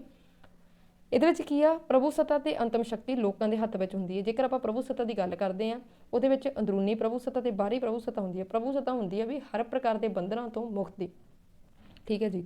ਇਹਦੇ ਵਿੱਚ ਕੀ ਆ ਕਿ ਜੇਕਰ ਆਪਾਂ ਅੰਦਰੂਨੀ ਤੌਰ ਤੇ ਗੱਲ ਕਰਦੇ ਹਾਂ, ਅੰਦਰੂਨੀ ਪ੍ਰਭੂ ਸੱਤਾ ਦੀ ਗੱਲ ਕਰਦੇ ਹਾਂ, ਅੰਦਰੂਨੀ ਪ੍ਰਭੂ ਸੱਤਾ ਹੁੰਦੀ ਆ ਵੀ ਜਿਹੜਾ ਜਿਵੇਂ ਭਾਰਤ ਦੀ ਗੱਲ ਕਰਦੇ ਆ, ਭਾਰਤ ਵਿੱਚ ਜਿਹੜੇ ਲੋਕ ਨੇ ਜਾਂ ਉੱਥੋਂ ਦੀਆਂ ਸੰਸਥਾਵਾਂ ਕੋਈ ਵੀ ਆ, ਉਹ ਕੀ ਆ ਜੇਕਰ ਕੋਈ ਸੰਵਿਧਾਨ ਦੁਆਰਾ ਜਾਂ ਸਰਕਾਰ ਦੁਆਰਾ ਉਹਨਾਂ ਨੂੰ ਕੋਈ ਉਹ ਦਿੱਤਾ ਜਾਂਦਾ ਵਾ, ਕੋਈ ਕਾਨੂੰਨ ਉਹਨਾਂ 'ਤੇ ਲਾਗੂ ਕੀਤਾ ਜਾਂਦਾ ਵਾ, ਜਾਂ ਕੋਈ ਵੀ ਜੇਕਰ ਕਈ ਲੋਕ ਉਹਦੀ ਪਾਲਣਾ ਨਹੀਂ ਕਰਦੇ ਜਾਂ ਆਪਣੇ ਦੇਸ਼ ਦੇ ਹੀ ਵਿਰੁੱਧ ਹੋ ਜਾਂਦੇ ਆ ਤਾਂ ਕੀ ਆ ਵੀ ਉਹਨਾਂ ਨੂੰ ਦੰਡ ਦਿੱਤਾ ਜਾਂਦਾ ਵਾ। ਇਹ ਅੰਦਰੂਨੀ ਪ੍ਰਭੂ ਸੱਤਾ ਹੋ ਗਈ ਵੀ ਅੰਦਰਲੇ ਤੌਰ 'ਤੇ ਵੀ ਜਿਹੜਾ ਕੀ ਆ ਮੁਕਤ ਆ ਤੇ ਬਾਹਰਲੇ ਤੌਰ 'ਤੇ ਵੀ ਇੱਕ ਰਾਜ ਮੁਕਤ ਆ। ਜੇਕਰ ਕੋਈ ਵਿਦੇਸ਼ ਆ ਵੀ ਮਤਲਬ ਵਿਦੇਸ਼ ਦਾ ਕੋਈ ਰਾਜ ਆ, ਜਿਵੇਂ ਅਮਰੀਕਾ ਹੋ ਗਿਆ, ਰੂਸ ਹੋ ਗਿਆ, ਇੰਗਲੈਂਡ ਹੋ ਗਿਆ, ਅਜਿਹਾ ਕੋਈ ਵੀ ਭਾਰਤ 'ਤੇ ਦਬਾਅ ਨਹੀਂ ਪਾ ਸਕਦਾ। ਮਤਲਬ ਕੋਈ ਭਾਰਤ ਨੇ ਸੰਧੀ ਕਰਨੀ ਆ ਜੀ ਜਾਂ ਕੋਈ ਕਿਸੇ ਨਾਲ ਵੀ ਕੋਈ ਮਿੱਤਰਤਾਪੂਰਵਕ ਸੰਬੰਧ ਬਣਾਉਣੇ ਆ ਜਾਂ ਕੁਛ ਵੀ ਲਾ ਲਓ, ਵੀ ਉਹ ਆਪਣੇ ਤੌਰ 'ਤੇ ਆਜ਼ਾਦ ਆ। ਠੀਕ ਹੈ। ਉਹਦਾ ਜੀ ਕਰਦਾ, ਜਿਸ ਨਾਲ ਜੀ ਕਰਦਾ ਉਹ ਸੰਧੀ ਕਰ ਸਕਦਾ, ਆਪਣੇ ਮਤਲਬ ਕਿ ਪਾਲਣਾ ਕਰ ਸਕਦਾ, ਮਤਲਬ ਕਿ ਆਪਦੇ ਹਿੱਤਾਂ ਨੂੰ ਮੂਹਰੇ ਰੱਖ ਕੇ ਭਾਰਤ ਕੁਛ ਵੀ ਕਰ ਸਕਦਾ, ਵੀ ਉਹ ਮੁਕਤ ਆ, ਸੁਤੰਤਰ ਆ। ਅੱਗੇ ਆਪਾਂ ਗੱਲ ਕਰਦੇ ਹਾਂ ਸੰਵਿਧਾਨ ਦੇ ਰਚਨਹਾਰੇ ਲੋਕਾਂ ਦੇ ਪ੍ਰਤੀਨਿਧੀ ਹਨ। ਬਿਲਕੁਲ ਸਹੀ ਹੈ ਕਿ ਜਿਹੜੇ ਇਹ ਕਿਹਾ ਗਿਆ ਪ੍ਰਸਤਾਵਨਾ ਵਿੱਚ ਵੀ ਕਿ ਜਿਹੜੇ ਵੀ ਨੇ ਸੰਵਿਧਾਨ ਦੇ ਰਚਨਹਾਰੇ ਨੇ, ਜਿਨ੍ਹਾਂ ਨੇ ਸੰਵਿਧਾਨ ਨੂੰ ਰਚਿਆ, ਉਹ ਲੋਕਾਂ ਦੇ ਪ੍ਰਤੀਨਿਧੀ ਸੀਗੇ। ਅੱਗੇ ਗੱਲ ਕਰਦੇ ਹਾਂ ਸੰਵਿਧਾਨ ਦਾ ਆਧਾਰ ਜਨਤਾ ਦੀ ਇੱਛਾ ਹੈ। ਵੀ ਸੰਵਿਧਾਨ ਦਾ ਜਿਹੜਾ ਆਧਾਰ ਆ ਉਹ ਜਨਤਾ ਦੀ ਇੱਛਾ ਹੈ। ਜਿਵੇਂ ਲੋਕ ਚਾਹੁੰਦੇ ਸੀ ਉਸੇ ਹਿਸਾਬ ਨਾਲ ਹੀ ਕੀ ਬਣਿਆ ਵਾ, ਸੰਵਿਧਾਨ ਬਣਿਆ ਵਾ। ਜੇਕਰ ਉੱਪਰ ਵੀ ਆਪਾਂ ਪੁਆਇੰਟ ਦੀ ਗੱਲ ਕਰਦੇ ਹਾਂ, ਸੰਵਿਧਾਨ ਦੇ ਰਚਨਹਾਰੇ ਲੋਕਾਂ ਦੇ ਪ੍ਰਤੀਨਿਧੀ ਹਨ। ਉਥੋਂ ਸੰਵਿਧਾਨਕ ਕਮੇਟੀ ਵਿੱਚ ਇਹ ਗੱਲ ਹੋਈ ਸੀ ਕਿ ਵੀ ਜਿੰਨੇ ਵੀ ਲੋਕਾਂ ਦੇ ਪ੍ਰਤੀਨਿਧੀ ਸੀ ਉਹਨਾਂ ਦੁਆਰਾ ਮਿਲ ਕੇ ਸੰਵਿਧਾਨ ਨੂੰ ਬਣਾਇਆ ਗਿਆ ਸੀ। ਲੋਕਾਂ ਦੀ ਇੱਛਾ ਨੂੰ ਪਹਿਲਾਂ ਰੱਖਿਆ ਗਿਆ ਸੀਗਾ, ਉਹਦੇ ਅਕੋਰਡਿੰਗ ਹੀ ਸੰਵਿਧਾਨ ਬਣਾਇਆ ਗਿਆ। ਜੇਕਰ ਅੱਗੇ ਆਪਾਂ ਗੱਲ ਕਰਦੇ ਹਾਂ ਸੰਵਿਧਾਨ ਨੂੰ ਬਣਾਉਣ ਵਾਲੇ ਤੇ ਉਸ ਨੂੰ ਆਪਣੇ ਉੱਤੇ ਲਾਗੂ ਕਰਨ ਵਾਲੇ ਭਾਰਤ ਦੇ ਲੋਕ ਹੀ ਹਨ। ਜਿਵੇਂ ਭਾਰਤ ਦੇ ਸੰਵਿਧਾਨ ਦੀ ਆਰੰਭਤਾ ਤੇ ਅੰਤ ਵਿੱਚ ਇਹ ਸ਼ਬਦ ਕਹੇ ਗਏ ਨੇ, ਅਸੀਂ ਭਾਰਤ ਦੇ ਲੋਕ। ਠੀਕ ਹੈ। ਇਹ ਪਹਿਲਾਂ ਸੰਵਿਧਾਨ ਦੇ ਸ਼ੁਰੂ ਵਿੱਚ ਕਿਹਾ ਗਿਆ ਵਾ। ਜਿਵੇਂ ਦੇਖੋ ਇਹਦੇ ਵਿੱਚ ਲਿਖਿਆ ਅਸੀਂ ਭਾਰਤ ਦੇ ਲੋਕ, ਇਹ ਚੀਜ਼ ਹੋ ਗਈ। ਠੀਕ ਹੈ। ਅੱਗੇ ਆਪਾਂ ਗੱਲ ਕਰਦੇ ਹਾਂ ਅਖੀਰ ਤੇ ਉਹਨਾਂ ਨੇ ਕਿਹਾ ਹੋਇਆ ਵਾ, ਦੇਖੋ ਇਹਦੇ ਵਿੱਚ ਲਿਖਿਆ ਹੋਇਆ ਸੰਵਿਧਾਨ ਨੂੰ ਗ੍ਰਹਿਣ, ਅਧੀਨਿਜ਼ਮ ਤੇ ਆਤਮ ਅਰਪਿਤ ਕਰਦੇ ਹਾਂ। ਠੀਕ ਹੈ। ਇਹ ਚੀਜ਼ ਹੋ ਗਈ। ਇਹਦਾ ਮਤਲਬ ਕਿ ਲੋਕਾਂ ਨੇ ਇਹਨੂੰ ਬਣਾਇਆ ਵਾ, ਲਾਗੂ ਕੀਤਾ, ਉਹ ਚੀਜ਼ ਹੋ ਗਈ। ਵੀ ਅਸੀਂ ਪਹਿਲਾਂ ਉਹਨਾਂ ਨੇ ਕਿਹਾ ਅਸੀਂ ਭਾਰਤ ਦੇ ਲੋਕ, ਭਾਰਤ ਨੂੰ ਸੰਪੂਰਨ ਪ੍ਰਭੂ ਸੱਤਾ ਸੰਪੰਨ, ਇਹ ਵਾਲੀ ਚੀਜ਼ ਹੋ ਗਈ। ਅੱਗੇ ਅਖੀਰ ਤੇ ਉਹ ਇਹ ਵੀ ਕਹਿੰਦੇ ਨੇ ਕਿ ਅਸੀਂ ਇਹਨੂੰ ਪੂਰਨ ਤੌਰ ਤੇ ਕੀ ਕਰਦੇ ਨੇ, ਸੰਵਿਧਾਨ ਨੂੰ ਗ੍ਰਹਿਣ ਕਰਦੇ ਹਾਂ, ਅਧੀਨਿਜ਼ਮ ਕਰਦੇ ਹਾਂ ਜਾਂ ਆਤਮ ਅਰਪਿਤ ਕਰਦੇ ਹਾਂ। ਠੀਕ ਹੈ। ਅੱਗੇ ਕਈ ਆਲੋਚਕ ਇਹ ਵੀ ਮੰਨਦੇ ਨੇ ਕਿ ਵੀ ਜਿਹੜੀ ਵੀ ਭਾਰਤ ਦੇ ਉਹਨਾਂ ਦਾ ਵਿਚਾਰ ਹੈ ਕਿ ਭਾਰਤ ਦੀ ਜਨਤਾ ਨੇ ਨਾ ਤਾਂ ਸੰਵਿਧਾਨ ਨੂੰ ਬਣਾਇਆ ਵਾ, ਨਾ ਉਹਨਾਂ ਨੂੰ ਲਾਗੂ ਕੀਤਾ, ਨਾ ਹੀ ਵੀ ਜਿਹੜਾ ਸੰਵਿਧਾਨ ਆ ਉਹ ਲੋਕਾਂ ਦੀ ਇੱਛਾ ਦਾ ਪ੍ਰਤੀਕ ਆ। ਕਿਉਂਕਿ ਜਦੋਂ ਉਹਨਾਂ ਦਾ ਮਤਲਬ ਕਿ ਆਲੋਚਕਾਂ ਦਾ ਵਿਚਾਰ ਆ ਕਿ ਸੰਵਿਧਾਨ ਨੂੰ ਜਦੋਂ ਬਣਾਇਆ ਗਿਆ ਸੀਗਾ, ਨਾ ਤਾਂ ਉਦੋਂ ਕੋਈ ਬਾਲਗ ਮਤ ਅਧਿਕਾਰ ਦੀ ਵਰਤੋਂ ਕੀਤੀ ਗਈ ਸੀਗੀ, ਨਾ ਤਾਂ ਕੋਈ ਮਤਲਬ ਕਿ ਕਹਿੰਦੇ ਨਹੀਂ ਹੁੰਦੇ ਉਹ ਜਿਵੇਂ ਕਰਵਾ ਲਿਆ ਹੁੰਦਾ, ਨਾ ਕੋਈ ਜਨਮਤ ਸੰਗ੍ਰਹਿ ਕਰਵਾਇਆ ਗਿਆ ਸੀਗਾ। ਪਰੰਤੂ ਜੇਕਰ ਆਪਾਂ ਸਥਿਤੀ ਦੀ ਗੱਲ ਕਰੀਏ ਤਾਂ ਉਸ ਸਮੇਂ ਸਥਿਤੀ ਇਹੋ ਜਿਹੀ ਸੀ ਕਿ ਨਾ ਤਾਂ ਕੋਈ ਮਤਲਬ ਚੋਣਾਂ ਕਰਵਾਈਆਂ ਜਾ ਸਕਦੀਆਂ ਸੀ, ਨਾ ਕੋਈ ਜਨਮਤ ਸੰਗ੍ਰਹਿ ਕਰਵਾਇਆ ਜਾ ਸਕਦਾ ਸੀਗਾ। ਤਾਂ ਹਲੇ ਤੱਕ ਇਹ ਗੱਲ ਦਾ ਪ੍ਰਤੀਕ ਇਹ ਆ ਕਿ ਵੀ ਸੰਵਿਧਾਨ ਵਧੀਆ ਬਣਿਆ ਹੋਇਆ, ਇਹਦਾ ਪ੍ਰਤੀਕ ਹੀ ਇਹ ਆ ਕਿ ਹਲੇ ਤੱਕ ਕੋਈ ਕਿਸੇ ਲੋਕਾਂ ਨੇ ਇਹ ਮੰਗ ਨਹੀਂ ਕੀਤੀ ਕਿ ਸੰਵਿਧਾਨ 'ਤੇ ਜੀ ਜਨਮਤ ਸੰਗ੍ਰਹਿ ਕਰਵਾਇਆ ਜਾਵੇ। ਅੱਗੇ ਆਪਾਂ ਗੱਲ ਕਰਦੇ ਹਾਂ ਰਾਜ ਦਾ ਸਰੂਪ। ਠੀਕ ਹੈ, ਜਿਵੇਂ ਕਿ ਲਿਖਿਆ ਗਿਆ ਕਿ ਪ੍ਰਸਤਾਵਨਾ ਰਾਹੀਂ ਭਾਰਤ ਨੂੰ ਪ੍ਰਭੂ ਸੱਤਾ ਸੰਪੰਨ ਸਮਾਜਵਾਦੀ ਧਰਮ ਨਿਰਪੱਖ ਲੋਕਤੰਤਰੀ ਗਣਰਾਜ ਘੋਸ਼ਿਤ ਕੀਤਾ ਹੈ। ਠੀਕ ਹੈ ਜੀ, ਪ੍ਰਸਤਾਵਨਾ ਵਿੱਚ ਕੀ ਕਿਹਾ ਗਿਆ ਵੀ ਅਸੀਂ ਭਾਰਤ ਦੇ ਲੋਕ ਭਾਰਤ ਨੂੰ ਪੂਰਨ ਪ੍ਰਭੂ ਸੱਤਾ ਸੰਪੰਨ ਸਮਾਜਵਾਦੀ ਧਰਮ ਨਿਰਪੱਖ ਲੋਕਤੰਤਰੀ ਗਣਰਾਜ ਘੋਸ਼ਿਤ ਕਰਦੇ ਹਾਂ। ਠੀਕ ਹੈ, ਹੁਣ ਆਪਾਂ ਇਕੱਲੇ ਇਕੱਲੇ ਬਾਰੇ ਜੇਕਰ ਪੜ੍ਹਦੇ ਹਾਂ, ਸਭ ਤੋਂ ਪਹਿਲਾਂ ਆਪਾਂ ਗੱਲ ਕਰਦੇ ਹਾਂ ਭਾਰਤ ਪ੍ਰਭੂ ਸੱਤਾ ਸੰਪੰਨ ਰਾਜ ਹੈ। ਇਹਦੇ ਵਿੱਚ ਗੱਲ ਕਰੀਏ, ਮੈਂ ਉੱਪਰ ਵੀ ਤੁਹਾਨੂੰ ਸਮਝਾਇਆ ਸੀ ਵੀ ਪ੍ਰਭੂ ਸੱਤਾ ਹੁੰਦੀ ਕੀ ਆ। ਠੀਕ ਹੈ, ਵੀ ਅੰਦਰੂਨੀ ਤੌਰ 'ਤੇ ਅਤੇ ਬਾਹਰੀ ਤੌਰ 'ਤੇ ਭਾਰਤ ਮੁਕਤ ਆ, ਆਪਦੇ ਫੈਸਲੇ ਉਹ ਆਪ ਲੈਂਦਾ ਵਾ। ਠੀਕ ਆ, ਕਿਸੇ ਦੇ ਦਬਾਅ 'ਤੇ ਨਹੀਂ ਹੈਗਾ। ਉਵੇਂ ਆਪਾਂ ਗੱਲ ਕਰਦੇ ਹਾਂ ਪ੍ਰਸਤਾਵਨਾ ਰਾਹੀਂ ਭਾਰਤ ਨੂੰ ਪ੍ਰਭੂ ਸੱਤਾ ਸੰਪੰਨ ਰਾਜ ਘੋਸ਼ਿਤ ਕੀਤਾ ਗਿਆ ਹੈ। ਬਿਲਕੁਲ ਸਹੀ, ਸੰਵਿਧਾਨ ਵਿੱਚ ਸਾਫ਼-ਸਾਫ਼ ਲਿਖਿਆ ਪ੍ਰਸਤਾਵਨਾ ਵਿੱਚ ਵੀ ਭਾਰਤ ਕੀ ਹੈ, ਸੰਪੂਰਨ ਪ੍ਰਭੂ ਸੱਤਾ ਸੰਪੰਨ ਇੱਕ ਰਾਜ, ਜਿਹਦਾ ਅਰਥ ਹੁੰਦਾ ਹੈ ਇਹ ਹਰ ਪ੍ਰਕਾਰ ਦੇ ਅੰਦਰੂਨੀ ਤੇ ਬਾਹਰੀ ਪ੍ਰਭੂ ਸੱਤਾ ਤੋਂ ਮੁਕਤ ਹੈ। ਜਿਵੇਂ ਤੇ ਅਮਰੀਕਾ, ਰੂਸ, ਇੰਗਲੈਂਡ ਰਾਜਾਂ ਦੀ ਤਰ੍ਹਾਂ ਪੂਰਨ ਪ੍ਰਭੂ ਸੱਤਾ ਸੰਪੰਨ ਰਾਜ ਹੈ। ਅੱਜ ਅਸੀਂ ਪੂਰੀ ਸੁਤੰਤਰਤਾ ਨਾਲ ਅੰਦਰੂਨੀ ਤੇ ਬਾਹਰੀ ਨੀਤੀ ਦਾ ਨਿਰਮਾਣ ਕਰਦੇ ਹਾਂ। ਤੇ ਕੁਝ ਆਲੋਚਕਾਂ ਦਾ ਮਤ ਹੈ ਕਿ ਭਾਰਤ ਰਾਸ਼ਟਰਮੰਡਲ ਦਾ ਮੈਂਬਰ ਹੈ ਤੇ ਇਹ ਪ੍ਰਭੂ ਸੱਤਾ ਸੰਪੰਨ ਨਹੀਂ ਹੈ, ਪਰੰਤੂ ਇਹ ਵਿਚਾਰ ਨਿਰਾਧਾਰ ਹੈ। ਮਤਲਬ ਕਿ ਗਲਤ ਹੈ, ਕਿਉਂਕਿ ਕੀ ਆ, ਨੰਬਰ 1 ਤੇ ਰਾਸ਼ਟਰਮੰਡਲ ਦੇ ਰੂਪ ਵਿੱਚ ਪਰਿਵਰਤਨ ਆ ਗਿਆ ਹੈ। ਅੱਜ ਇਹ ਬ੍ਰਿਟਿਸ਼ ਰਾਸ਼ਟਰਮੰਡਲ ਨਹੀਂ ਸਗੋਂ ਸੁਤੰਤਰ ਰਾਜ ਦਾ ਰਾਸ਼ਟਰਮੰਡਲ ਹੈ ਤੇ ਇਹ ਫੈਸਲਾ 1949 ਵਿੱਚ ਪੰਡਿਤ ਜਵਾਹਰ ਲਾਲ ਨਹਿਰੂ ਦੇ ਕਹਿਣ 'ਤੇ ਕੀਤਾ ਗਿਆ ਸੀ। ਨੰਬਰ 2 ਤੇ ਆਪਾਂ ਗੱਲ ਕਰਦੇ ਹਾਂ ਰਾਸ਼ਟਰਮੰਡਲ ਸੁਤੰਤਰ ਰਾਸ਼ਟਰਾਂ ਦਾ ਸੰਘ ਹੈ। ਰਾਸ਼ਟਰਮੰਡਲ ਤੋਂ ਇਲਾਵਾ ਭਾਰਤ ਹੋਰ ਵੀ ਕਈ ਅੰਤਰਰਾਸ਼ਟਰੀ ਸੰਗਠਨਾਂ ਦਾ ਮੈਂਬਰ ਹੈ, ਪਰੰਤੂ ਇਹ ਸੰਗਠਨ ਭਾਰਤ ਦੀ ਪ੍ਰਭੂ ਸੱਤਾ ਉੱਤੇ ਕਿਸੇ ਪ੍ਰਕਾਰ ਦੀ ਕੋਈ ਰੋਕ ਨਹੀਂ ਲਾਉਂਦੇ। ਜੇਕਰ ਆਪਾਂ ਰਾਸ਼ਟਰਮੰਡਲ ਦੀ ਗੱਲ ਕਰੀਏ ਤਾਂ ਰਾਸ਼ਟਰਮੰਡਲ ਵਿੱਚ ਭਾਰਤ ਰਾਜ ਹੈਗਾ ਵਾ, ਪਰੰਤੂ ਭਾਰਤ ਦਾ ਜਦੋਂ ਜੀ ਕਰਦਾ ਉਹ ਰਾਸ਼ਟਰਮੰਡਲ ਤੋਂ ਬਾਹਰ ਵੀ ਹੋ ਸਕਦਾ ਵਾ ਤੇ ਮਤਲਬ ਕਿ ਕੋਈ ਵੀ ਦੇਸ਼ ਆ ਭਾਰਤ 'ਤੇ ਆਪਣੀ ਰਾਏ ਜਿਹੜੀ ਆ ਉਹ ਠੋਸ ਨਹੀਂ ਸਕਦਾ ਹੈਗਾ। ਅੱਗੇ ਆਪਾਂ ਗੱਲ ਕਰਦੇ ਹਾਂ ਭਾਰਤ ਇੱਕ ਸਮਾਜਵਾਦੀ ਰਾਜ ਹੈ। 1976 ਵਿੱਚ 42ਵੀਂ ਸੰਵਿਧਾਨਿਕ ਸੋਧ ਰਾਹੀਂ ਪ੍ਰਸਤਾਵਨਾ ਵਿੱਚ ਜਿਹੜਾ ਸ਼ਬਦ ਸ਼ਾਮਲ ਕੀਤਾ ਗਿਆ ਸੀ ਉਹਦੇ ਵਿੱਚੋਂ ਸਮਾਜਵਾਦੀ ਸ਼ਬਦ ਵੀ ਸੀ। ਭਾਰਤ ਨੂੰ ਸਮਾਜਵਾਦੀ ਰਾਜ ਵੀ ਘੋਸ਼ਿਤ ਕੀਤਾ ਗਿਆ ਹੈ। ਇਹ ਸ਼ਬਦ ਭਾਰਤ ਦੁਆਰਾ ਅਪਣਾਈ ਜਾਣ ਵਾਲੀ ਆਰਥਿਕ ਤੇ ਸਮਾਜਿਕ ਨੀਤੀ ਦਾ ਸਪਸ਼ਟੀਕਰਨ ਕਰਦਾ ਹੈ। ਇਸ ਦਾ ਭਾਵ ਇਹ ਹੈ ਕਿ ਇੱਕ ਅਜਿਹੀ ਸਮਾਜ ਕਾਇਮ ਕਰਨ ਲਈ ਵਚਨਬੱਧ ਹਾਂ ਜਿਹੜਾ ਸ਼ੋਸ਼ਣ ਰਹਿਤ ਹੋਵੇ, ਸੰਪੱਤੀ ਦੀ ਕਾਣੀ ਵੰਡ ਨਾ ਕਰੇ, ਜਨਤਾ ਨੂੰ ਉਪਜੀਵਕਤਾ ਕਮਾਉਣ ਲਈ ਕਾਫੀ ਤੇ ਉਚਿਤ ਸਾਧਨ ਹੋਣ, ਉਤਪਾਦਨ ਤੇ ਇਸ ਦੇ ਸਾਧਨ ਜਨਤਕ ਕੰਟਰੋਲ ਅਧੀਨ ਹੋਣ, ਬੁਢਾਪੇ, ਬੇਰੁਜ਼ਗਾਰੀ, ਅੰਗਹੀਣ, ਬਿਮਾਰੀ ਦੀ ਸਥਿਤੀ ਵਿੱਚ ਵਿਅਕਤੀ ਨੂੰ ਸੁਰੱਖਿਆ ਪ੍ਰਦਾਨ ਕੀਤੀ ਜਾਵੇ। ਸਮਾਜਵਾਦ ਦਾ ਆਪਾਂ ਅਰਥ ਸਮਝ ਲਿਆ। ਇਹਦੇ ਵਿੱਚ ਕੀ ਹੁੰਦਾ ਵਾ, ਜਨਤਾ ਜਿਹੜੀ ਆ ਉਹਨਾਂ ਨੂੰ ਅਧਿਕਾਰ ਹੁੰਦਾ ਕਿ ਉਹ ਆਪਦੀ ਉਪਜੀਵਿਕਾ ਕਮਾ ਸਕਦਾ, ਮਤਲਬ ਕਿ ਆਪਦੀ ਆਮਦਨ ਕਰ ਸਕਦਾ, ਕੰਮ ਕਰਨ ਦਾ ਅਧਿਕਾਰ ਆ ਉਹਨੂੰ, ਅਤੇ ਉਹਦੇ ਲਈ ਉਚਿਤ ਕਈ ਮੌਕੇ ਵੀ ਦਿੱਤੇ ਜਾਂਦੇ ਨੇ ਅਤੇ ਕਾਫੀ ਸਾਧਨ ਵੀ ਦਿੱਤੇ ਜਾਂਦੇ ਨੇ। ਅਤੇ ਇਹਦੇ ਵਿੱਚ ਕੀ ਆ ਵੀ ਕਿਸੇ ਪ੍ਰਕਾਰ ਦੀ ਵੀ ਮਤਲਬ ਨਾਗਰਿਕਾਂ ਨਾਲ ਕੋਈ ਸ਼ੋਸ਼ਣ ਨਾ ਹੋਵੇ, ਸੰਪੱਤੀ ਦੀ ਕੋਈ ਕਾਣੀ ਵੰਡ ਨਾ ਹੋਵੇ, ਅਤੇ ਅੱਗੇ ਹੈਗਾ ਵਾ ਉਤਪਾਦਨ ਅਤੇ ਇਸ ਦੇ ਸਾਧਨ ਉਤਪਾਦਨ ਅਤੇ ਇਸ ਦੇ ਜਿਹੜੇ ਸਾਧਨ ਨੇ ਉਹ ਜਨਤਾ ਦੇ ਕੰਟਰੋਲ ਵਿੱਚ ਹੋਣ।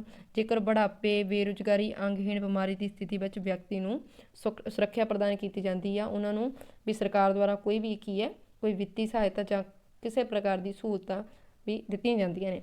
ਸੰਵਿਧਾਨ ਦੀ 44ਵੀਂ ਸੋਧ ਜਿਹੜੀ ਕਿ 1979 ਵਿੱਚ ਕੀਤੀ ਗਈ ਸੀ, ਉਹਦੇ ਅਨੁਸਾਰ ਸਮਾਜਵਾਦ ਦੀ ਵਿਆਖਿਆ ਇਸ ਤਰ੍ਹਾਂ ਕੀਤੀ ਗਈ ਸੀ। ਸਮਾਜਵਾਦੀ ਗਣਰਾਜ ਦਾ ਅਰਥ ਅਜਿਹੇ ਰਾਜ ਤੋਂ ਹੈ ਜਿਹੜੇ ਸਮਾਜਿਕ, ਆਰਥਿਕ, ਰਾਜਨੀਤਿਕ ਆਦਿ ਹਰ ਪ੍ਰਕਾਰ ਦੇ ਸ਼ੋਸ਼ਣ ਤੋਂ ਸੁਤੰਤਰ ਹੋਵੇ। ਬਿਲਕੁਲ ਸਹੀ ਆ। ਇਹਦੇ ਵਿੱਚ ਆਪਾਂ ਪੜ੍ਹ ਹੀ ਲਿਆ ਵਾ ਵੀ 44ਵੀਂ ਸੋਧ 1979 ਵਿੱਚ ਇਹ ਕਿਹਾ ਗਿਆ ਸੀਗਾ ਕਿ ਵੀ ਜਿਹੜਾ ਸਮਾਜਵਾਦੀ ਗਣਰਾਜ ਦਾ ਅਰਥ ਇਹੀ ਆ ਵੀ ਗਣਰਾਜ ਮਤਲਬ ਕਿ ਇੱਥੇ ਆਪਾਂ ਇਹ ਲਾ ਸਕਦੇ ਹਾਂ ਕਿ ਇੱਕ ਦੇਸ਼ ਦਾ ਇਹੀ ਫਰਜ਼ ਆ ਵੀ ਉੱਥੋਂ ਦੇ ਜਿਹੜੇ ਵੀ ਨਾਗਰਿਕਾਂ ਉਹਦੇ ਨਾਲ ਕੋਈ ਸਮਾਜਿਕ ਤੌਰ 'ਤੇ, ਆਰਥਿਕ ਤੌਰ 'ਤੇ ਜਾਂ ਰਾਜਨੀਤਿਕ ਤੌਰ 'ਤੇ ਕਿਸੇ ਵੀ ਪ੍ਰਕਾਰ ਦਾ ਸ਼ੋਸ਼ਣ ਨਾ ਹੋਵੇ, ਉਹ ਸੁਤੰਤਰ ਹੋਣ ਨਾਗਰਿਕ। ਠੀਕ ਹੈ ਜੀ। ਅੱਗੇ ਆਪਾਂ ਗੱਲ ਕਰਦੇ ਹਾਂ ਭਾਰਤ ਇੱਕ ਧਰਮ ਨਿਰਪੱਖ ਰਾਜ ਹੈ। ਬਿਲਕੁਲ ਸਹੀ ਹੈ ਜੀ। 1976 ਵਿੱਚ ਕੀਤੀ ਗਈ 42ਵੀਂ ਸੋਧ ਰਾਹੀਂ ਪ੍ਰਸਤਾਵਨਾ ਵਿੱਚ ਧਰਮ ਨਿਰਪੱਖ ਸ਼ਬਦ ਜੋੜ ਕੇ ਭਾਰਤ ਨੂੰ ਸਪਸ਼ਟ ਤੌਰ ਤੇ ਧਰਮ ਨਿਰਪੱਖ ਰਾਜ ਘੋਸ਼ਿਤ ਕੀਤਾ ਗਿਆ ਵਾ। ਧਰਮ ਨਿਰਪੱਖ ਰਾਜ ਹੁੰਦਾ ਵੀ ਉਹਦੇ ਵਿੱਚ ਵੀ ਕੋਈ ਵੀ ਵਿਅਕਤੀ ਆ, ਭਾਰਤ ਦਾ ਨਾਗਰਿਕ ਆ, ਉਹ ਆਪਣਾ ਜਿਹੜਾ ਵਾ ਕੋਈ ਵੀ ਧਰਮ ਨੂੰ ਅਪਣਾ ਸਕਦਾ ਵਾ ਤੇ ਉਹਨੂੰ ਕੋਈ ਵੀ ਹੋਰ ਧਰਮ ਨੂੰ ਮੰਨਣ ਲਈ ਵੀ ਆਪਾਂ ਮਜਬੂਰ ਨਹੀਂ ਕਰ ਸਕਦੇ। ਉਹਨੂੰ ਪੂਰਾ ਆਪਦੇ ਧਰਮ ਨੂੰ ਪ੍ਰਚਾਰ ਕਰਨ ਦਾ ਅਧਿਕਾਰ ਆ ਤੇ ਇਹ ਵੀ ਹੈ ਕਿ ਆਪਣਾ ਇਹ ਕਰਤੱਵ ਵੀ ਬਣਦਾ ਕਿ ਆਪਾਂ ਕਿਸੇ ਹੋਰ ਦੇ ਧਰਮ ਨੂੰ ਮਾੜਾ ਵੀ ਨਾ ਕਹੀਏ। ਠੀਕ ਹੈ ਜੀ। ਜਾਂ ਧਰਮ ਦੇ ਆਧਾਰ ਤੇ ਸਰਕਾਰ ਦੀ ਕੋਈ ਵੀ ਸੰਸਥਾ ਵਾ ਜਿਹੜੀ ਆ ਉਹ ਕੀ ਹੈ, ਨਾਗਰਿਕਾਂ ਨਾਲ ਕਿਸੇ ਵੀ ਪ੍ਰਕਾਰ ਦਾ ਵਿਤਕਰਾ ਨਹੀਂ ਕਰੂਗੀ। ਅੱਗੇ ਇਹਦੇ ਵਿੱਚ ਕਿਹਾ ਗਿਆ ਕਿ ਸੰਵਿਧਾਨ ਦੀ ਧਾਰਾ 25 ਤੋਂ 28 ਤੱਕ ਹਰ ਵਿਅਕਤੀ ਨੂੰ ਧਾਰਮਿਕ ਸੁਤੰਤਰਤਾ ਅਧਿਕਾਰ, ਇਹ ਮੌਲਿਕ ਅਧਿਕਾਰਾਂ ਵਿੱਚ ਸ਼ਾਮਿਲ ਹੈ ਜੀ। 25 ਤੋਂ 28 ਜਿਹੜੇ ਨੇ ਇਹਦੇ ਵਿੱਚ, ਜਿਵੇਂ ਮੈਂ ਕਿ ਅੱਗੇ ਤੁਹਾਨੂੰ ਪਹਿਲਾਂ ਵੀ ਦੱਸਿਆ ਵੀ ਕੋਈ ਵੀ ਧਰਮ ਅਪਣਾ ਸਕਦਾ, ਉਹਨੂੰ ਧਾਰਨ ਕਰ ਸਕਦਾ, ਪ੍ਰਚਾਰ ਕਰ ਸਕਦਾ, ਜਾਂ ਵੀ ਕਿਸੇ ਵੀ ਪ੍ਰਕਾਰ ਦੇ ਧਰਮ ਨਾਲ ਵੀ ਮਤਲਬ ਕੋਈ ਵੀ ਸੰਸਥਾ ਵਿਤਕਰਾ ਨਹੀਂ ਕਰੇਗੀ। ਅਗਲਾ ਪੁਆਇੰਟ ਹੈਗਾ ਭਾਰਤ ਇੱਕ ਲੋਕ ਰਾਜੀ ਰਾਜ ਹੈ। ਪ੍ਰਸਤਾਵਨਾ ਰਾਹੀਂ ਭਾਰਤ ਨੂੰ ਲੋਕ ਰਾਜੀ ਰਾਜ ਵੀ ਘੋਸ਼ਿਤ ਕੀਤਾ ਗਿਆ ਹੈ, ਜਿਸ ਦਾ ਅਰਥ ਹੁੰਦਾ ਹੈ ਕਿ ਰਾਜ ਸੱਤਾ ਕਿਸੇ ਇੱਕ ਵਿਅਕਤੀ ਜਾਂ ਵਿਅਕਤੀਆਂ ਦੇ ਗਰੁੱਪ ਕੋਲ ਨਹੀਂ, ਸਗੋਂ ਭਾਰਤ ਦੀ ਸਮੁੱਚੀ ਜਨਤਾ ਦੇ ਕੋਲ ਹੋਵੇਗੀ। ਕੀ ਹੈ ਜੀ, ਇਹਦੇ ਵਿੱਚ ਇਹੀ ਚੀਜ਼ ਆ ਕਿ ਜਦੋਂ ਆਪਾਂ ਬਾਲਿਗ ਵੋਟ ਅਧਿਕਾਰ ਦੀ ਵਰਤੋਂ ਨਾਲ ਕੀ ਕਰਦੇ ਹਾਂ, ਆਪਣੇ ਪ੍ਰਤੀਨਿਧੀ ਨੂੰ ਚੁਣਦੇ ਹਾਂ। ਠੀਕ ਹੈ, ਤੇ ਉਹ ਕੀ ਆ, ਉਹ ਸਾਡਾ ਪ੍ਰਤੀਨਿਧੀ ਬਣ ਜਾਂਦਾ ਵਾ। ਇੱਕ ਲੋਕਾਂ ਦੀ ਪਸੰਦ ਆ, ਉਹ ਜੇਕਰ ਕੰਮ ਕਰੂਗੀ ਤਾਂ ਕੀ ਹੈ, ਉਹ ਸਾਡਾ ਹੀ ਰਾਜ ਮੰਨਿਆ ਜਾਊਗਾ। ਠੀਕ ਹੈ, ਇਹਦੇ ਵਿੱਚ ਇਹੀ ਚੀਜ਼ ਕਹੀ ਗਈ ਆ ਵੀ ਕਾਨੂੰਨ ਦਾ ਸ਼ਾਸਨ ਹੋ ਗਿਆ, ਸੁਤੰਤਰ ਨਿਆਂਪਾਲਿਕਾ ਤੇ ਨਿਸ਼ਚਿਤ ਸਮੇਂ ਪਿੱਛੋਂ ਸੁਤੰਤਰ ਤੇ ਨਿਰਪੱਖ ਚੋਣਾਂ ਦਾ ਵੀ ਪ੍ਰਬੰਧ ਕੀਤਾ ਗਿਆ ਹੈ। ਇਹਦੇ ਵਿੱਚ ਇਹੀ ਚੀਜ਼ ਆ ਕਿ ਸਾਰੀਆਂ ਸ਼ਕਤੀਆਂ ਦਾ ਸੋਮਾ ਕੀ ਨੇ, ਲੋਕ ਨੇ।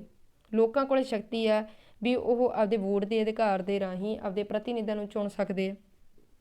ਠੀਕ ਹੈ, ਤੇ 5 ਸਾਲਾਂ ਲਈ ਮਤਲਬ ਪ੍ਰਤੀਨਿਧੀਆਂ ਨੂੰ ਚੁਣ ਸਕਦੇ ਆ। ਉਹਨਾਂ ਕੋਲ ਅਧਿਕਾਰ ਆ ਕਿ ਜਿਹੜੇ ਨੇ ਵੀ ਆਪਣੇ ਪ੍ਰਤੀਨਿਧੀ ਜਿਵੇਂ ਕੇਂਦਰ ਵਿੱਚ ਹੁੰਦੇ ਤੇ ਰਾਜਾਂ ਵਿੱਚ ਨੇ, ਉਹ ਸਰਕਾਰਾਂ ਨੂੰ ਬਣਾਉਣ, ਜਾਂ ਉਹਨਾਂ ਕੋਲ ਇਹ ਵੀ ਅਧਿਕਾਰ ਆ ਕਿ ਜਿਹੜੀ ਸੁਤੰਤਰ ਨਿਆਂਪਾਲਿਕਾ ਹੋ ਗਈ ਜਾਂ ਕਾਨੂੰਨ ਦਾ ਸ਼ਾਸਨ ਹੋ ਗਿਆ, ਨਿਸ਼ਚਿਤ ਸਮੇਂ ਪਿੱਛੋਂ ਸੁਤੰਤਰ ਤੇ ਨਿਰਪੱਖ ਚੋਣਾਂ ਦਾ ਪ੍ਰਬੰਧ ਹੈ। ਚੋਣਾਂ ਰਾਹੀਂ ਮਤਲਬ ਕੀ ਹੈ ਕਿ ਲੋਕਾਂ ਕੋਲ ਅਧਿਕਾਰ ਹੈ ਕਿ ਉਹ ਚੋਣਾਂ ਰਾਹੀਂ ਆਪਦੇ ਪ੍ਰਤੀਨਿਧੀਆਂ ਨੂੰ ਚੁਣਦੇ ਆ, ਸਰਕਾਰ ਨੂੰ ਬਦਲ ਵੀ ਸਕਦੇ ਆ ਤੇ ਚੁਣ ਵੀ ਸਕਦੇ ਆ। ਜੇਕਰ ਅੱਗੇ ਆਪਾਂ ਗੱਲ ਕਰਦੇ ਹਾਂ, ਭਾਰਤ ਗਣਰਾਜ ਹੈ। ਠੀਕ ਹੈ ਜੀ, ਭਾਰਤ ਇੱਕ ਗਣਰਾਜ ਹੈ। ਪਹਿਲਾਂ ਤਾਂ ਆਪਾਂ ਗਣਰਾਜ ਨੂੰ ਸਮਝਣ ਲਈ ਵੱਖ-ਵੱਖ ਵਿਦਵਾਨਾਂ ਦੀਆਂ ਜਾਂ ਜਿਹੜੀ ਆਕਸਫੋਰਡ ਯੂਨੀਵਰਸਿਟੀ ਆ ਉਹਦੇ ਵਿਚਾਰਾਂ ਨੂੰ ਪੜ੍ਹਾਂਗੇ। ਸਭ ਤੋਂ ਪਹਿਲਾਂ ਆਕਸਫੋਰਡ ਡਿਕਸ਼ਨਰੀ ਅਨੁਸਾਰ ਗਣਤੰਤਰ ਤੋਂ ਭਾਵ ਉਹ ਰਾਜ ਤੋਂ ਹੈ ਜਿਸ ਵਿੱਚ ਸਰਵਉੱਚ ਸ਼ਕਤੀ ਲੋਕਾਂ ਕੋਲ ਤੇ ਉਹਨਾਂ ਦੁਆਰਾ ਚੁਣੇ ਪ੍ਰਤੀਨਿਧੀਆਂ ਜਾਂ ਅਫਸਰਾਂ ਕੋਲ ਹੁੰਦੀ ਹੈ। ਇਹ ਕਿਸੇ ਬਾਦਸ਼ਾਹ ਜਾਂ ਸ਼ਾਸਕ ਦੁਆਰਾ ਰਾਜ ਪ੍ਰਬੰਧ ਚਲਾਏ ਜਾਣ ਦੇ ਉਲਟ ਹੈ।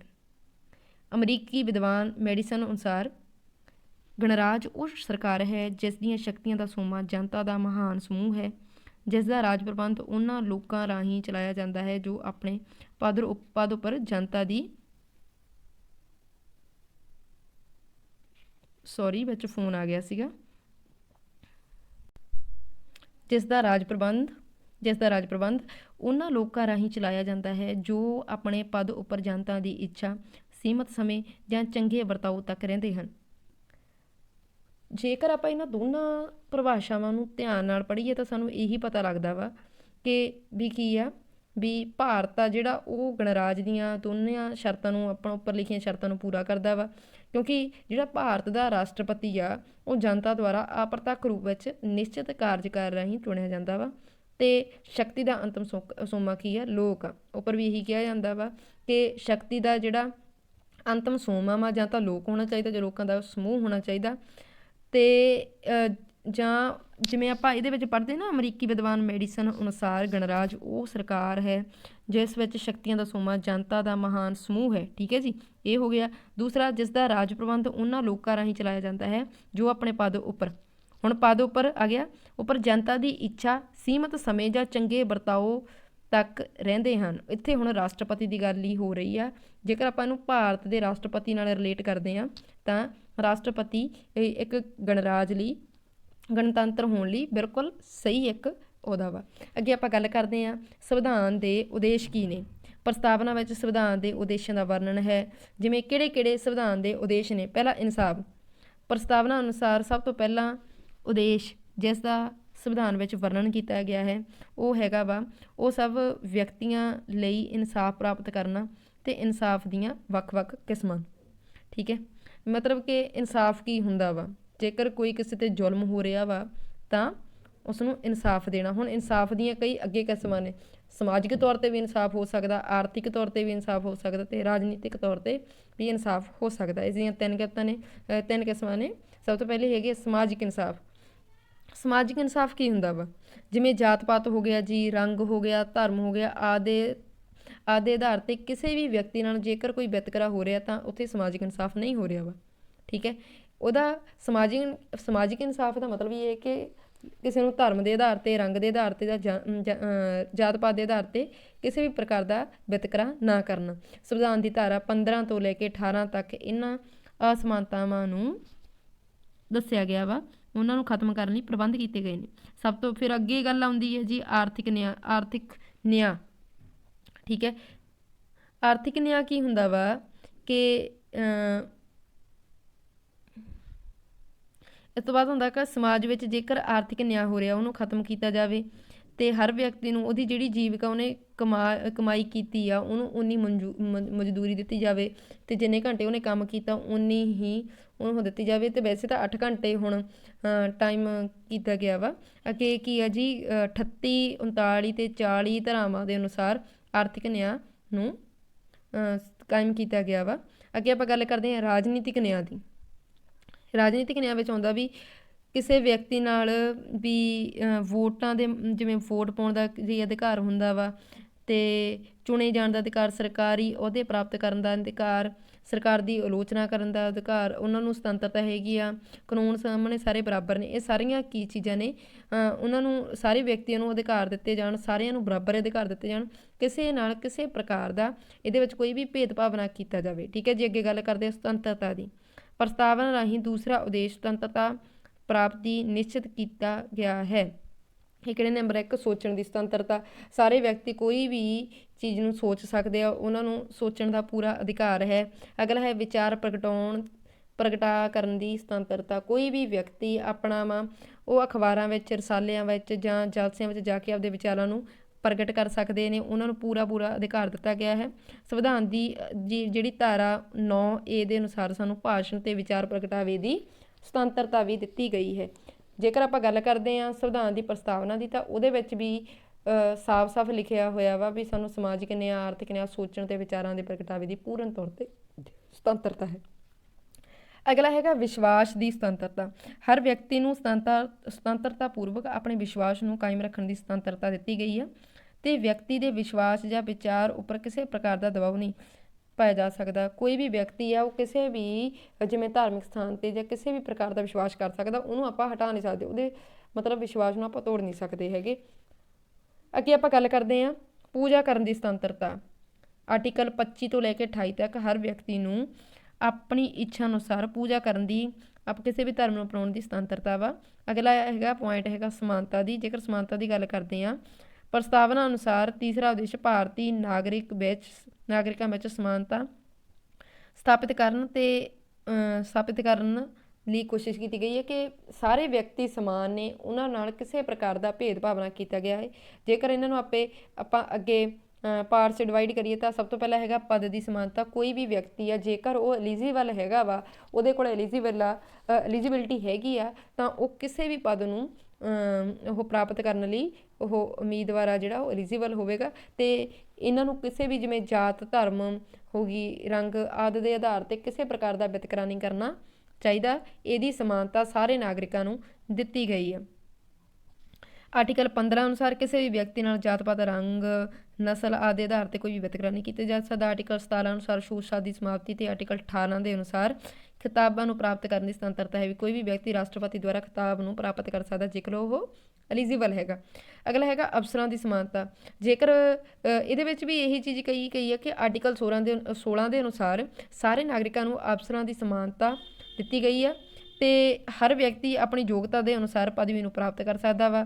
ਆਰਟੀਕਲ 29(2) ਦੇ ਅਨੁਸਾਰ ਕਿਸੇ ਵੀ ਵਿਅਕਤੀ ਨਾਲ ਸਰਕਾਰੀ ਸੰਸਥਾ ਵਿੱਚ ਦਖਲ ਦਿੰਦੇ ਸਮੇਂ ਜਾਤ ਪਾਤ ਧਰਮ ਆਦਿ ਦਾਖਲਾ ਦਿੰਦੇ ਸਮੇਂ ਜਾਤ ਪਾਤ ਹੋ ਗਿਆ, ਰੰਗ ਨਸਲ ਆਦਿ ਵੀ ਕਿਸੇ ਪ੍ਰਕਾਰ ਦਾ ਕੋਈ ਵੀ ਭੇਦਭਾਵ ਨਹੀਂ ਕੀਤਾ ਜਾ ਸਕਦਾ। ਅੱਗੇ ਆਪਾਂ ਗੱਲ ਕਰਦੇ ਹਾਂ ਭਰਾਤਰੀ ਭਾਵ ਦੀ। ਭਰਾਤਰੀ ਭਾਵ ਕੀ ਹੁੰਦਾ? ਰਾਸ਼ਟਰ ਪ੍ਰਸਤਾਵਨਾ ਅਨੁਸਾਰ ਭਾਰਤ ਵਿੱਚ ਰਹਿਣ ਵਾਲੇ ਲੋਕਾਂ ਵਿਚਕਾਰ ਭਰਾਤਰੀ ਭਾਵ ਦੀਆਂ ਭਾਵਨਾਵਾਂ ਵਿਕਸਿਤ ਕਰਨ ਉੱਪਰ ਜ਼ੋਰ ਦਿੱਤਾ ਗਿਆ ਵਾ ਕਿ ਅੰਗਰੇਜ਼ਾਂ ਨੇ ਜਿਵੇਂ ਕਿ ਨੀਤੀ ਅਪਣਾਈ ਸੀ ਪਾੜੋ ਤੇ ਰਾਜ ਕਰੋ ਦੀ ਨੀਤੀ, ਅਜਿਹੀ ਨੂੰ ਆਪਾਂ ਦੂਰ ਕਰਨਾ ਤੇ ਆਪਸ ਵਿੱਚ ਰਲ ਕੇ ਰਹਿਣਾ ਵਾ। ਕੋਈ ਵੀ ਜਿਵੇਂ ਭਾਰਤੀ ਲੋਕਾਂ ਵਿੱਚ ਸੰਪਰਦਾਇਕ ਪ੍ਰਾਂਤ ਭਾਵ ਵੀ ਸਾਡਾ ਪ੍ਰਾਂਤ ਇਹ ਆ, ਸਾਡਾ ਪ੍ਰਾਂਤ ਇਹ ਆ, ਵੀ ਅਸੀਂ ਪੰਜਾਬ ਦੇ ਹਾਂ ਜਾਂ ਅਸੀਂ ਹਰਿਆਣੇ ਦੇ ਹਾਂ, ਇਹਨਾਂ ਵਿਚਕਾਰ ਜਾਂ ਇਲਾਕੇ ਦੀਆਂ ਭਾਵਨਾਵਾਂ ਹਨ। ਅਤੇ ਉੱਤਰੀ ਦੱਖਣੀ ਜਿਵੇਂ ਪੂਰਬ ਪੱਛਮ ਦੇ ਵਿਚਕਾਰ ਅਕਸਰ ਹੀ ਸੁਣਨ ਨੂੰ ਮਿਲਦੇ ਨੇ ਕਿ ਇਹ ਦੋ ਹਿੱਸੇ ਨੇ ਜੀ, ਜਾਂ 1947 ਤੋਂ ਬਾਅਦ ਪਤਾ ਲੱਗਦਾ ਵਾ ਕਿ ਵੀ ਉੱਤਰ ਦੱਖਣ ਹੋ ਗਿਆ ਪ੍ਰਾਂਤਾਂ ਵਿਚਕਾਰ। ਇਸ ਪ੍ਰਕਾਰ ਦੀਆਂ ਭਾਵਨਾਵਾਂ ਨੂੰ ਭੁੱਲ ਕੇ ਸਾਨੂੰ ਭਾਰਤ ਦੇ ਪੱਧਰ ਦੇ ਉੱਤੇ ਇੱਕ ਭਰਾਤਰੀ ਭਾਵ ਦੀ ਭਾਵਨਾਵਾਂ ਨੂੰ ਜਨਮ ਦੇਣਾ ਚਾਹੀਦਾ। ਆਪਦੇ ਵਿੱਚ ਲੋਕਾਂ ਨੂੰ ਵੀ ਇਹੀ ਸਿੱਖਿਆ ਦੇਣੀ ਚਾਹੀਦੀ ਹੈ ਕਿ ਅਸੀਂ ਭਾਰਤ ਦੇ ਨਾਗਰਿਕ ਹਾਂ, ਨਾ ਕਿ ਅਸੀਂ ਕਹਿਣਾਂਗੇ ਅਸੀਂ ਪੰਜਾਬ ਦੇ ਨਾਗਰਿਕ ਹਾਂ, ਅਸੀਂ ਹਰਿਆਣੇ ਦੇ ਨਾਗਰਿਕ ਹਾਂ। ਸਾਰੇ ਇੱਕ ਨੇ, ਇੱਕ ਸਮਾਨ ਨੇ, ਕਿਸੇ ਨਾਲ ਜਾਤੀ ਧਰਮ ਲਿੰਗ ਦੇ ਆਧਾਰ 'ਤੇ ਕਿਸੇ ਵੀ ਪ੍ਰਕਾਰ ਦਾ ਵਿਤਕਰਾ ਨਹੀਂ ਕਰਨਾ ਚਾਹੀਦਾ। ਅੱਗੇ ਆਪਾਂ ਗੱਲ ਕਰਦੇ ਹਾਂ ਵਿਅਕਤੀ ਦੇ ਗੌਰਵ ਨੂੰ ਕਾਇਮ ਰੱਖਣ ਦਾ ਵਿਸ਼ਵਾਸ। ਇਹਦੇ ਵਿੱਚ ਕੀ ਆ? ਪ੍ਰਸਤਾਵਨਾ ਅਨੁਸਾਰ ਵਿਅਕਤੀ ਦੇ ਗੌਰਵ ਨੂੰ ਕਾਇਮ ਰੱਖਣ ਤੇ ਬੜਾਵਾ ਦੇਣ ਦੇ ਉਦੇਸ਼ ਦੀ ਵੀ ਘੋਸ਼ਣਾ ਕੀਤੀ ਗਈ ਹੈ ਤਾਂ ਜੋ ਉਸ ਵਿੱਚ ਹੀਣ ਭਾਵਨਾ ਜਾਂ ਨੀਵੇਂਪਣ ਦੀ ਕੋਈ ਵੀ ਭਾਵਨਾ ਨਾ ਆ ਸਕੇ। ਇਹਦੇ ਵਿੱਚ ਵੀ ਇਹੀ ਚੀਜ਼ ਗਈ ਆ ਕਿ ਵਿਅਕਤੀ ਦੇ ਗੌਰਵ ਨੂੰ ਕਾਇਮ ਰੱਖਣ ਲਈ ਮਤਲਬ ਕਿ ਵਿਅਕਤੀ ਨੂੰ ਮੋਟੀਵੇਟ ਕਰਨਾ ਚਾਹੀਦਾ, ਉਹਨੂੰ ਉਤਸ਼ਾਹਿਤ ਕਰਨਾ ਚਾਹੀਦਾ ਵਾ। ਇਹਦੇ ਵਿੱਚ ਵੀ ਕੋਈ ਵੀ ਮਤਲਬ ਕਿ ਉਹਦੇ ਵਿੱਚ ਇਹ ਨਹੀਂ ਹੋਣਾ ਚਾਹੀਦਾ ਵੀ ਤੂੰ ਨੀਵੀਂ ਜਾਤ ਦਾ, ਤੇਰਾ ਰੰਗ ਐਸਾ ਵੈਸਾ, ਇਸੇ ਸਾਰੀਆਂ ਚੀਜ਼ਾਂ ਤੋਂ ਦੂਰ ਰਹਿ ਕੇ ਸਾਰਿਆਂ ਨੂੰ ਬਰਾਬਰ ਸਮਝ ਕੇ ਕਿਸੇ ਨਾਲ ਵੀ ਕੋਈ ਵੀ ਹੀਣ ਭਾਵਨਾ ਨਹੀਂ ਵਰਤਣੀ ਚਾਹੀਦੀ। ਅੱਗੇ ਆਪਾਂ ਗੱਲ ਕਰਦੇ ਹਾਂ ਰਾਸ਼ਟਰ ਦੀ ਏਕਤਾ ਤੇ ਅਖੰਡਤਾ ਕਾਇਮ ਰੱਖਣ ਵਿੱਚ ਵਿਸ਼ਵਾਸ। ਸੰਵਿਧਾਨ ਦੇ ਰਚਨਹਾਰੇ ਭਾਰਤ ਦੀ ਏਕਤਾ ਤੇ ਅਖੰਡਤਾ ਨੂੰ ਕਾਇਮ ਰੱਖਣ ਦੇ ਵਿਸ਼ੇਸ਼ ਤੌਰ 'ਤੇ ਇੱਛੁਕ ਸਨ। ਉਹਨਾਂ ਨੇ ਆਪਣੀ ਇੱਛਾ ਦਾ ਪ੍ਰਗਟਾਵਾ ਸੰਵਿਧਾਨ ਦੀ ਪ੍ਰਸਤਾਵਨਾ ਵਿੱਚ ਵੀ ਕੀਤਾ ਹੈ। ਇਤਿਹਾਸ ਵਿੱਚ ਇਹ ਗੱਲ ਵੀ ਹੈ ਕਿ ਗੱਲ ਦੀ ਵੀ ਹਮੀ ਭਰਦਾ ਵਾ ਕਿ ਸਾਡੀ ਆਪਸੀ ਫੁੱਟ ਹੀ ਮੁੱਖ ਰੂਪ ਵਿੱਚ ਸਾਡੀ ਗੁਲਾਮੀ ਦਾ ਕਾਰਨ ਸੀਗੀ। ਭਾਰਤ ਦੇ ਸਾਰੇ ਲੋਕ ਨੇ ਉਹਨਾਂ ਨੂੰ ਏਕਤਾ ਦੀ ਲੜੀ ਵਿੱਚ ਪਰੋਏ ਜਾਣ ਦੇ ਪ੍ਰਬੰਧ ਹਨ। ਜਿਵੇਂ ਕਿ ਸਭ ਤੋਂ ਪਹਿਲਾਂ ਸਾਡੇ 'ਤੇ ਭਾਰਤ 'ਤੇ ਅੰਗਰੇਜ਼ਾਂ ਨੇ ਰਾਜ ਕੀਤਾ ਸੀਗਾ, ਤਾਂ ਉਹਦਾ ਕਾਰਨ ਵੀ ਇਹੀ ਸੀ ਕਿ ਸਾਡੇ ਵਿੱਚ ਆਪਸੀ ਫੁੱਟ ਸੀ, ਸਾਡੇ ਵਿੱਚ ਭਾਈਚਾਰੇ ਦੀ ਕਮੀ ਸੀਗੀ ਅਤੇ ਉਹਦੇ ਕਾਰਨ ਕਰਕੇ ਹੀ ਸਾਡਾ ਦੇਸ਼ 100 ਸਾਲ ਤੱਕ ਅੰਗਰੇਜ਼ਾਂ ਦੇ 100 ਸਾਲ ਤੱਕ ਤਾਂ ਨਹੀਂ ਕਹਿ ਸਕਦੇ ਵੱਧ ਹੀ ਰਿਹਾ ਵਾ, ਤਾਂ ਵੀ ਸਾਡੇ 'ਤੇ ਅੰਗਰੇਜ਼ਾਂ ਨੇ ਤਾਂ ਹੀ ਰਾਜ ਕੀਤਾ ਵਾ। ਅਤੇ ਜੇਕਰ ਸਾਡੇ ਵਿੱਚ ਏਕਤਾ ਅਤੇ ਅਖੰਡਤਾ ਦੀ ਕਮੀ ਕਾਰਨ ਕਰਕੇ ਹੀ, ਅਤੇ ਪ੍ਰਸਤਾਵਨਾ ਵਿੱਚ ਸਾਫ਼ ਲਿਖਿਆ ਗਿਆ ਵੀ ਅਸੀਂ ਏਕਤਾ ਅਤੇ ਅਖੰਡਤਾ 'ਤੇ ਮਤਲਬ ਜ਼ੋਰ ਦਿੱਤਾ ਗਿਆ ਵਾ, ਅਤੇ ਇਸੇ ਲਈ ਇਹਦੇ 'ਤੇ ਵੀ ਕੀ ਆ ਪ੍ਰਸਤਾਵਨਾ ਵਿੱਚ ਇਸ ਨੂੰ ਸ਼ਾਮਿਲ ਕੀਤਾ ਗਿਆ ਹੈਗਾ। ਸੰਵਿਧਾਨ ਦੇ ਅਪਣਾਏ ਜਾਣ ਦੀ ਮਿਤੀ। ਅੱਗੇ ਆਪਾਂ ਗੱਲ ਕਰਦੇ ਹਾਂ ਸੰਵਿਧਾਨ ਸਭਾ ਦੁਆਰਾ ਭਾਰਤੀ ਸੰਵਿਧਾਨ ਨੂੰ 26 ਜਨਵਰੀ 1949 ਨੂੰ ਅਪਣਾਇਆ ਗਿਆ ਸੀ ਅਤੇ 26 ਜਨਵਰੀ 1950 ਨੂੰ ਲਾਗੂ ਕੀਤਾ ਗਿਆ ਸੀਗਾ। ਅੱਗੇ ਜੇਕਰ ਆਪਾਂ ਇਸ ਦੀ ਪ੍ਰਸਤਾਵਨਾ ਦੀਆਂ ਆਲੋਚਨਾਵਾਂ ਦੀ ਗੱਲ ਕਰਦੇ ਹਾਂ ਤਾਂ ਸਭ ਤੋਂ ਪਹਿਲਾਂ ਕਿਹਾ ਗਿਆ ਵਾ, ਹੁਣ ਇਹਦੇ ਵਿੱਚ ਪੱਖ ਵਿੱਚ ਤਾਂ ਆਪਾਂ ਪੜ੍ਹਿਆ ਉਹਦੀਆਂ ਵਿਸ਼ੇਸ਼ਤਾਵਾਂ ਨੂੰ, ਹੁਣ ਆਪਾਂ ਇਹਨਾਂ ਦੀ ਜੇਕਰ ਆਪਾਂ ਆਲੋਚਨਾ ਬਾਰੇ ਗੱਲ ਕਰਦੇ ਹਾਂ ਤਾਂ ਉਹਦੇ ਵਿੱਚ ਸਭ ਤੋਂ ਪਹਿਲਾਂ ਅਸੀਂ ਦੇਖਦੇ ਹਾਂ ਅਸੀਂ ਭਾਰਤ ਦੇ ਲੋਕ ਸ਼ਬਦ ਦਾ ਗਲਤ ਪ੍ਰਯੋਗ। ਕਈ ਆਲੋਚਕਾਂ ਦਾ ਮੱਤ ਆ ਕਿ ਅਸੀਂ ਭਾਰਤ ਦੇ ਲੋਕ ਸ਼ਬਦ ਦਾ ਜਿਹੜਾ ਪ੍ਰਯੋਗ ਆ ਉਹ ਬਹੁਤ ਹੀ ਗਲਤ ਪ੍ਰਯੋਗ ਕੀਤਾ ਗਿਆ, ਕਿਉਂਕਿ ਭਾਰਤ ਦੇ ਲੋਕਾਂ ਵਿੱਚ ਜਿਵੇਂ ਕਿ ਆਪਾਂ ਪਹਿਲਾਂ ਵੀ ਪੁਆਇੰਟ 'ਚ ਗੱਲ ਕੀਤੀ ਸੀ, ਨਾ ਤਾਂ ਬਾਲਗ ਵੋਟ ਅਧਿਕਾਰ ਦੇ ਰਾਹੀਂ ਨਾ ਤਾਂ ਕੋਈ ਜਨਮਤ ਸੰਗ੍ਰਹਿ ਕਰਵਾਇਆ ਗਿਆ ਸੀਗਾ, ਕਿਸੇ ਪ੍ਰਕਾਰ ਦਾ ਕੋਈ ਵੀ ਮਤਲਬ ਜਨਤਾ ਦੀ ਕੋਈ ਰਾਏ ਨਹੀਂ ਲਈ ਗਈ ਸੀ, ਅਤੇ ਅਸਲੀ ਵੀ ਪ੍ਰਸਤਾਵਨਾ ਵਿੱਚ ਜਿਹੜਾ ਪਹਿਲਾ ਹੀ ਸ਼ਬਦ ਆ ਸੀ ਭਾਰਤ ਦੇ ਲੋਕ, ਇਹ ਗਲਤ ਆ। ਅੱਗੇ ਆਲੋਚਨਾ ਦੀ ਗੱਲ ਕਰੀਏ ਤਾਂ ਅੱਗੇ ਹੈਗਾ ਪ੍ਰਸਤਾਵਨਾ ਸੰਵਿਧਾਨ ਦਾ ਹਿੱਸਾ ਨਹੀਂ ਹੈਗੀ। ਇੱਥੇ ਇੱਕ ਗੱਲ ਕਰਦੇ ਹਾਂ ਕਿ ਸੁਪਰੀਮ ਕੋਰਟ ਨੇ ਇੱਕ ਵੀਰੂਬਾਈ ਦੇ ਇੱਕ ਇਲਾਕੇ ਪਾਕ ਨੂੰ ਦੇਣ ਦੇ ਮੁਕੱਦਮੇ ਵਿੱਚ ਇਹ ਸਵੀਕਾਰ ਕੀਤਾ ਕਿ ਜਿਹੜੀ ਪ੍ਰਸਤਾਵਨਾ ਸੰਵਿਧਾਨ ਦਾ ਅੰਗ ਨਹੀਂ ਹੈਗੀ। ਜੇਕਰ ਪ੍ਰਸਤਾਵਨਾ ਸੰਵਿਧਾਨ ਅੰਗ ਨਹੀਂ ਹੈ ਤਾਂ ਇਸ ਨੂੰ ਕਿਉਂ ਸ਼ਾਮਿਲ ਕੀਤਾ ਗਿਆ? ਆਲੋਚਕ ਮੰਨਦੇ ਨੇ ਕਿ ਸੁਪਰੀਮ ਕੋਰਟ ਨੇ ਕਿ ਵੀਰੂਬਾਈ ਦੇ ਇਲਾਕੇ ਵਿੱਚ ਪੀਰੂ ਬਾਈ ਦਾ ਇੱਕ ਕੇਸ ਹੋਇਆ ਸੀ ਜਿਹਦੇ ਵਿੱਚ ਉਹਨਾਂ ਨੇ ਕਿਹਾ ਸੀਗਾ ਕਿ ਜਿਹੜੀ ਪ੍ਰਸਤਾਵਨਾ ਵਾ ਉਹ ਸੰਵਿਧਾਨ ਦਾ ਅੰਗ ਨਹੀਂ ਹੈਗੀ। ਤਾਂ ਫਿਰ ਕਈ ਆਲੋਚਕ ਮੰਨਦੇ ਨੇ ਕਿ ਜੇਕਰ ਇਹ ਸੰਵਿਧਾਨ ਦਾ ਅੰਗ ਹੈ ਹੀ ਨਹੀਂ ਹੈਗੀ ਤਾਂ ਇਸ ਨੂੰ ਸੰਵਿਧਾਨ ਵਿੱਚ ਸ਼ਾਮਿਲ ਹੀ ਕਿਉਂ ਕੀਤਾ ਗਿਆ ਹੈਗਾ।